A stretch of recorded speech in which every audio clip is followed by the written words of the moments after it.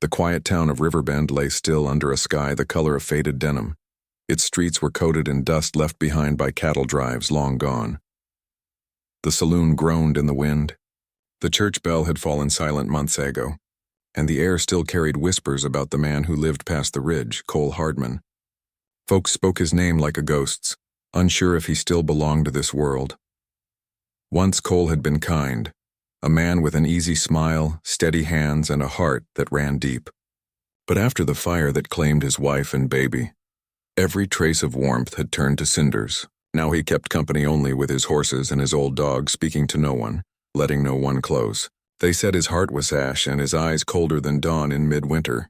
No one crossed his land, not twice anyway. Then one autumn afternoon a wagon rattled into town carrying a woman and a child. She was different from the usual passers-by. No idle talk, no curious questions. She bought flour, salt, and a bit of cloth, then left before the town's whispers could catch her name. Mara Dawson, someone said. A widow, or maybe just a woman who didn't care to explain her past. She rented the old farmhouse left empty since the war, the 1.5 mile from Cole's ranch. The first time Cole saw her, she was struggling to lift a wagon wheel from a muddy rut, skirt-soaked, hands shaking. He watched from afar, jaw tight, heart still. It wasn't his concern. He didn't help people anymore, but when she stumbled and the boy in the wagon began to cry, he swore softly and went over. 2 hard pulls freed the wheel. She looked up, startled, rain running down her lashes. "Thank you," she whispered. He only nodded, turned, and walked back to his horse without a word. That was how it began, a quiet meeting beneath a gray sky, 2 broken souls crossing by chance. In the weeks that followed, he caught himself noticing her more than he meant to. When he rode his fence line, he'd see her hanging laundry in the wind or tending a small garden fighting to live in the dry earth. Her son, Jaime, would chase the chickens, his laughter tumbling through the air, reaching all the way to Cole's porch. That sound stirred something inside him, something he'd thought the fire had burned away forever, but he kept his distance. He didn't trust himself to speak to her again. He just watched quietly, the way a wounded man watches the sunrise and wonders if it's still meant for him. Mara noticed him too, though she pretended not to. She knew his story. Everyone did. But she saw beyond the hard stare and the silence. She saw a man who mended his fences even when no one was looking, who fed strays that wandered to his land, who left a sack of oats at the church stable though he never crossed the doorway. There was something in his quiet that felt familiar, a loneliness that echoed her own. Still, she kept her distance. Life had taught her how easily kindness could turn cruel, and she wouldn't risk that again, not for herself, not for her child. The nights grew colder, the wind sharp with the promise of snow. One evening, as clouds gathered thick above the ridge, Cole noticed smoke no longer rising from her chimney. He frowned, drawing his coat close. It was late, too late to be without heat. He hesitated only a moment before saddling his horse. He told himself it was for the boy, nothing more. Rain had begun to fall when he reached the farmhouse. The place was dark, windows dim. He knocked once, then again. "Mara," he called, "you all right in there?" For a long moment, nothing, then hurried footsteps, a voice soft and trembling. "Who's there?" "Cole Hardman," he answered. "Your roof's leaking bad. I saw your chimney cold. You'll freeze before morning if you don't fix it." There was a pause. Then the door creaked open, just enough for her face to show in the lantern glow. Her eyes were wide, her lips unsteady. She held her boy close behind her skirt. "Please," she whispered, voice barely above the rain. "Please don't come inside." Her words struck him like a blow. He wasn't used to being wanted near, but the fear in her tone, raw and pleading, tightened something deep in his chest. "Ma'am," he said softly, "I just mean to help. I can patch it for the night." "That's all?" She shook her head, quick. Panicked. "No, just leave us be." "We're fine," she added, but she wasn't. He could see the fear in her eyes, the weariness etched into her face. Still, he stepped back, rain soaking through his coat. "All right," he said quietly. "But if you need anything, you send that boy my way." He turned to go, but lightning cracked across the sky, and for an instant he saw her still standing there, pale, trembling, eyes shining with tears she couldn't hide. Then the door closed. He didn't sleep that night. Her face stayed with him, not the fear of him, but of something older, deeper, something that had already left its mark on her. By morning, the storm had passed. Cole filled a basket with food, bread, beans, jerky, a few eggs from his hens, and left it on her porch without a word, without knocking, without waiting. He rode home pretending it meant nothing. The next day, the basket was gone, and so began a quiet ritual. He mended her broken fence when she was away, stacked firewood by her door, fed her chickens when she went into town. She never spoke of it, but she stopped looking so frightened when he passed. Sometimes the boy waved, sometimes she gave a small nod. It wasn't friendship, not yet, but it was something, a fragile thread between two wounded hearts. Then one afternoon, Jaime came running across the pasture, face streaked with tears. "Mr. Hardman." Mama fell. Cole's heart jolted. He dropped the bridle in his hand and ran. Inside the small farmhouse, Mara lay pale as paper on the floor, a pool of blood spreading beneath her leg where a glass jar had shattered. Without a word, he knelt beside her, ripped his sleeve, and bound the wound tight. She tried to push him away, shaking. "You shouldn't be here." "You're hurt," he said roughly, his hands steady though his pulse roared in his ears. "You don't understand," she whispered, eyes flicking toward the door. "If you stay, I'm not leaving you like this." Their eyes met, and for the first time, he saw not fear but something else, an ache, a story unspoken. She stopped resisting. He lifted her to the couch, draped his coat over her, checked the wound again. The bleeding had slowed. "Why?" she murmured weakly. "Why would you help me?" He looked away, jaw tight. "Because someone should have helped me once, and didn't." Her eyes softened. Neither spoke. Outside, rain began to fall again, soft and steady against the window. The boy curled beside her, holding her hand. Cole stayed until her breathing calmed, the fire he'd built glowing warm across her face. When he rose to leave, she whispered, "Thank you." He paused at the door. Two simple words, but they felt like sunlight breaking through a long, cold storm. He nodded once and stepped into the rain, his boots sinking into the mud. For the first time in years, he didn't feel the chill. That night he sat on his porch, eyes fixed on the soft glow in her window.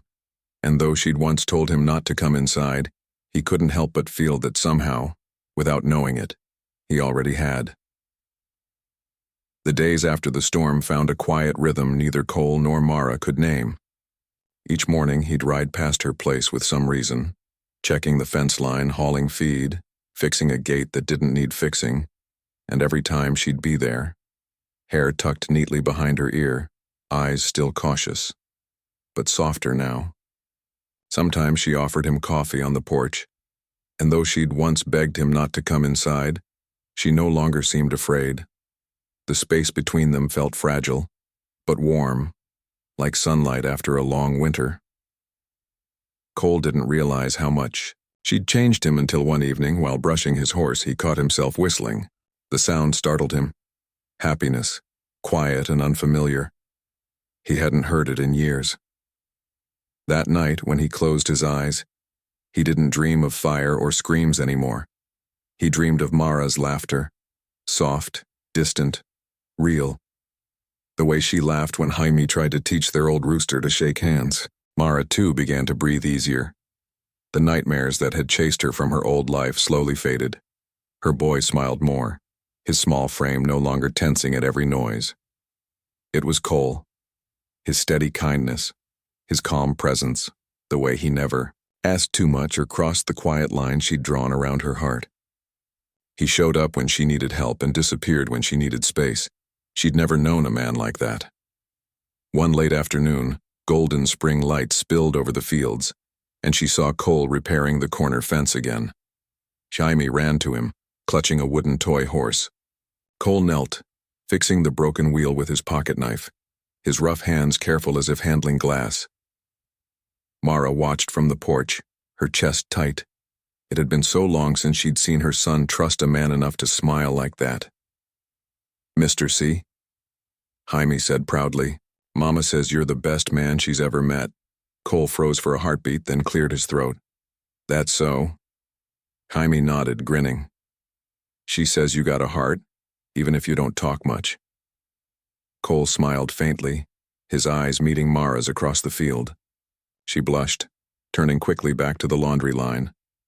When he rode off that evening, she caught herself wishing he'd stayed a little longer. A few days later, she heard hooves again. Heavier this time, meaner. Her stomach dropped.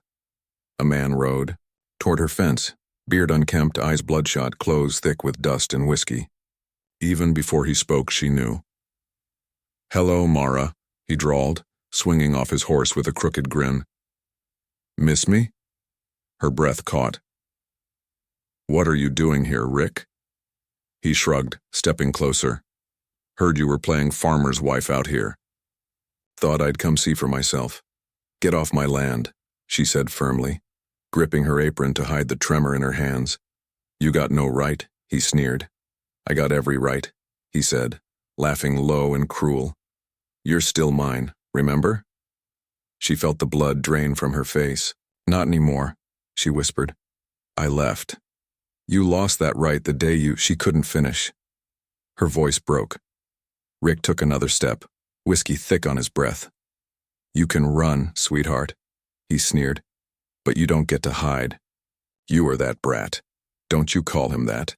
Before she could blink, his hand shot out, clamping around her arm. She gasped, struggling, but his grip was iron. Then, the sound of hooves thundered across the dirt. Rick spun just as Cole came charging in, dust flying, eyes blazing with fury. He didn't speak. He leapt from his horse, crossed the space in 2 strides, and shoved Rick so hard he crashed against the fence.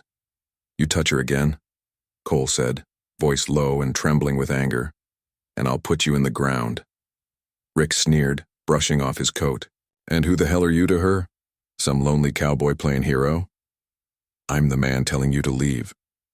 Cole's voice was steel. Rick's eyes darted between them. Mara, trembling but standing tall, and Cole, solid as the earth beneath them. He spat in the dirt. "This ain't over," he muttered, then swung onto his horse and rode off, curses fading into the wind.